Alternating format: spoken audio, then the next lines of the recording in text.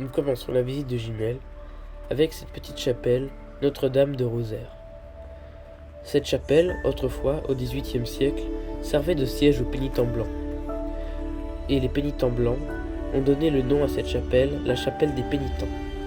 Elle est complètement construite en granit et se compose d'un belvédère intérieur. Gimel, c'est d'abord et avant tout le tourisme. Au-delà de son allure médiévale, elle figure comme un site classé. Avec ses cascades, son château et monuments religieux, ce lieu est le terrain de jeu des vététistes, randonneurs et photographes. Ce belvédère est le point de vue par excellence du site, par lequel on observe des couches de soleil splendides.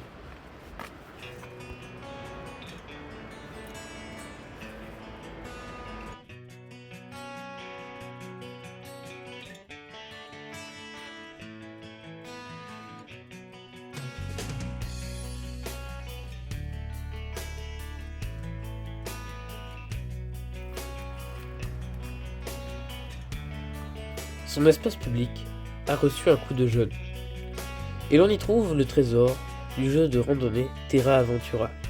C'est l'espace de la cure.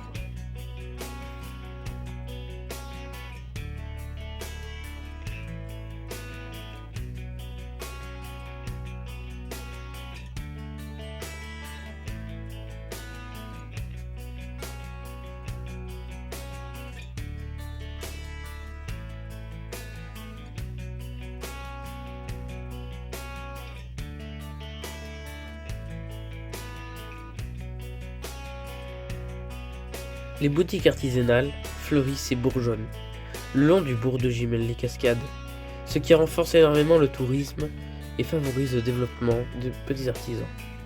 Ici, aux couleurs de Franchon, une perlière d'art.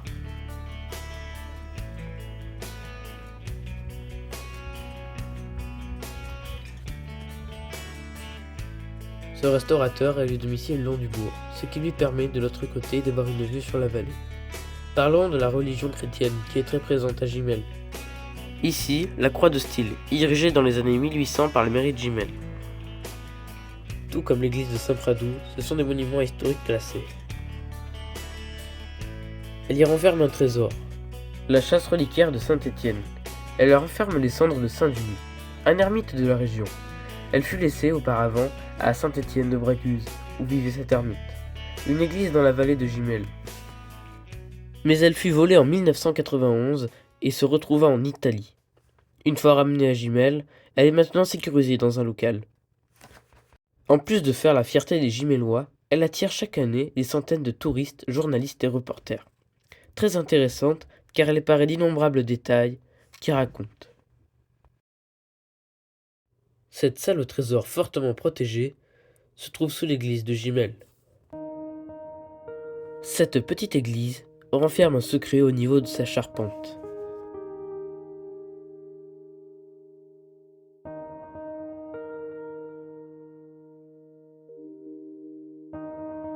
Le plâtre, lui, a été fait dans les années 70.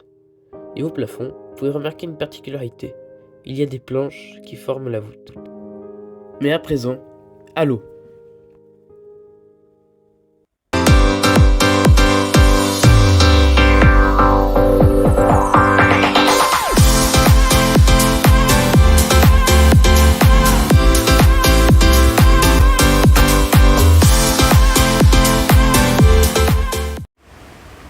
Nous approchons le ruisseau, à côté duquel le lierre et la mousse arborent les pierres.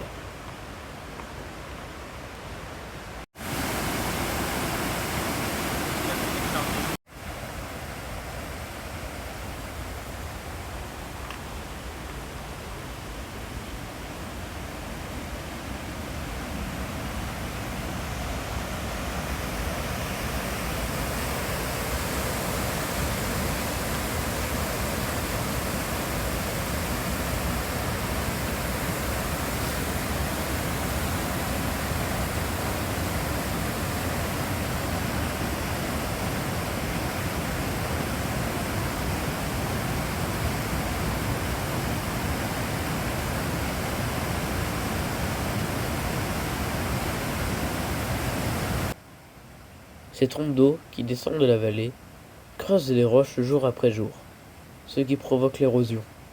Le paysage est donc changeant.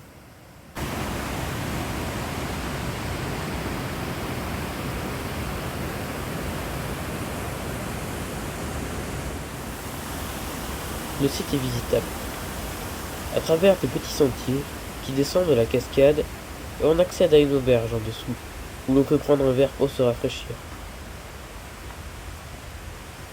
De plus, sur la rive droite de la cascade, un espace public est en train de se créer.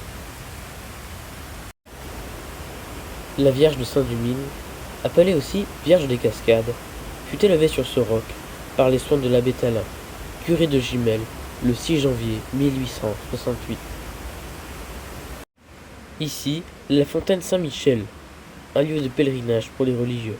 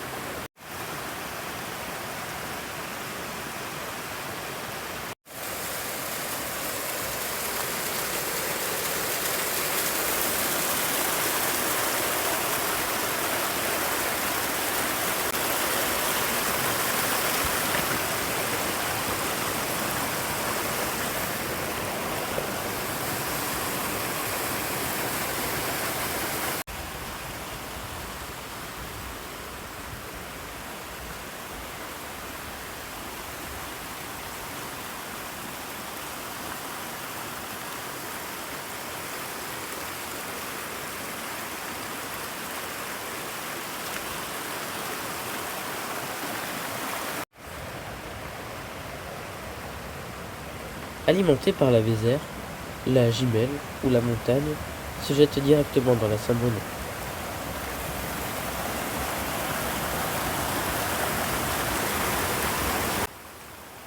Comme vous pouvez l'observer, toute la faune et la flore propice à ce milieu a élu domicile, ce qui fait le plaisir des promeneurs.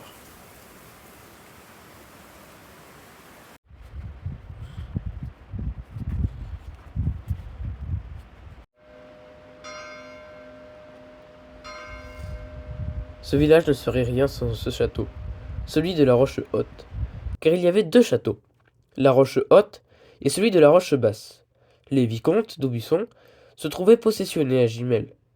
Après plusieurs successions, c'est les Maumont qui possèdent le château de la Roche-Haute, et celui de la Roche-Basse fut abandonné, et celui de la Roche-Haute détruit avec la guerre de religion.